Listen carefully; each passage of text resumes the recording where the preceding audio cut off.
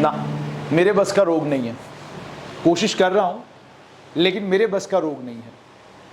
लेकिन गिटार को देखकर आपको गिटार के ऊपर उंगलियां चलाने का मन तो जरूर करता है कि कोशिश करें, हो सकता है हमको भी बजाना आ जाए।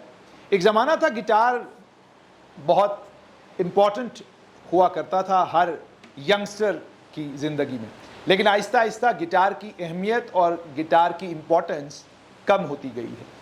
उसी तरीके से जैसे जम्मू कश्मीर में असेंबली के चुनाव कराने की इम्पोर्टेंस भी ऐसा लगता घट गई है।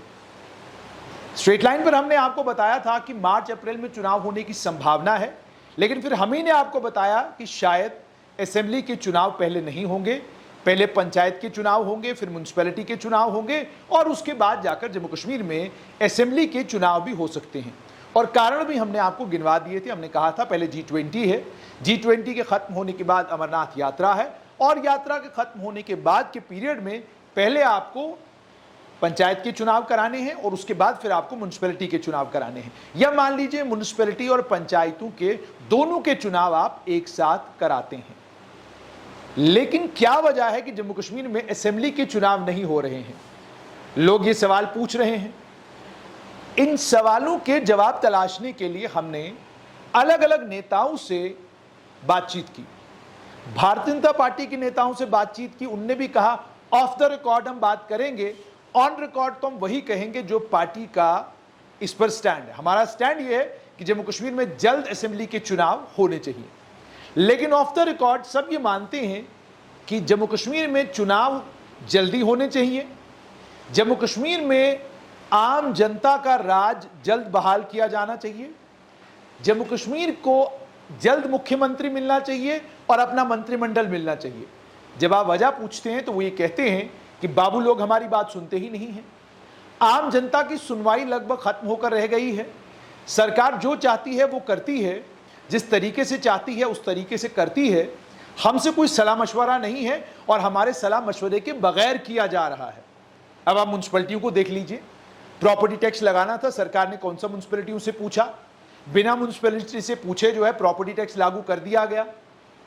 और अन्य कई और उदाहरण वो देते हैं जिससे वो ये कहते हैं कि चुनाव जल्द कराए जाने चाहिए और चुनावों को और लंबे समय तक ना करवाने का कोई कारण भी नहीं है, क्योंकि हम आश्वस्त हैं कि अगर चुनाव कल भी होते हैं तो जो करिश्मा प्रधानमंत्री नरेंद्र मोदी का है और जो चाणक्य नीति केंद्रीय गृह मंत्री अमित शाह के पास है और जिस तरह के नेता योगी आदित्यनाथ हैं, उसके चलते हमको जम्मू संभाग में और कश्मीर संभाग में भी किसी जगह चिंता करने की कोई जरूरत नहीं है। हम 50 का आंकड़ा पार करके पूर्ण बहुमत वाली बीजेपी की पहली सरकार जम्मू कश्मीर में बनाएंगे।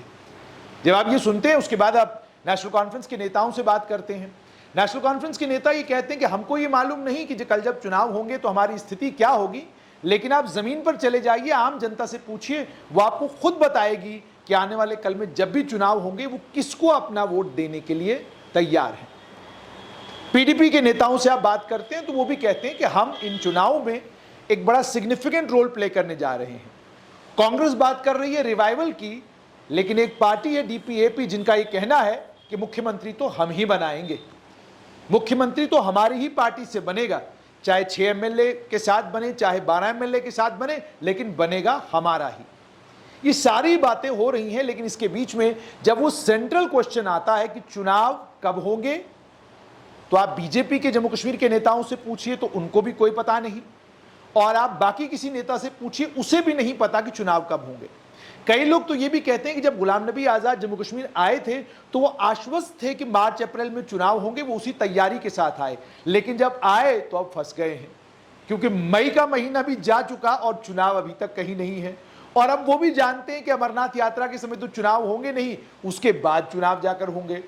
तो यानी उन्हें भी नहीं मालूम, जब इतने बड़े नेता को जिनको लेकर आशंका लोग ये जताते हैं कि शायद केंद्र सरकार में गृह मंत्री और प्रधानमंत्री के साथ उनके निजी संबंध हैं, उसके चलते वो ज्यादा जानकारी रखते हैं, अगर उन्हें भी जानकारी नहीं तो फिर जानकारी किसको है?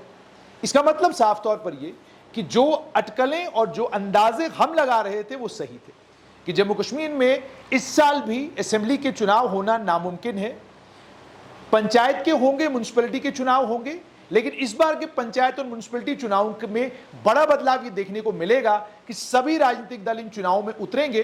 नेशनल कॉन्फ्रेंस भी कोई ड्रामा नहीं करेगी और पीडीपी भी ये नहीं कहेगी कि जब तक पूर्ण राज्य का दर्जा नहीं मिलता हम चुनाव नहीं लड़ेंगे। सब मैदान में उतरेंगे चुनाव लड़ने के लिए, लेकिन क्या गुपकार के तौर पे उतरेंगे, क्या ये अलग अलग दलों के तौर पे उतरेंगे, जो मर्जी वो करें।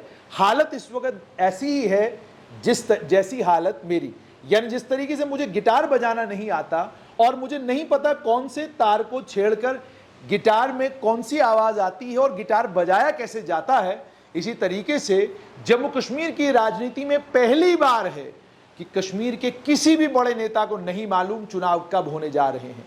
कश्मीर के किसी भी बड़े नेता को नहीं मालूम दिल्ली में जम्मू कश्मीर को लेकर क्या चल रहा है, और कश्मीर के किसी बड़े नेता को नहीं मालूम कि गिटार के कौन से तार को कैसे बजाना है।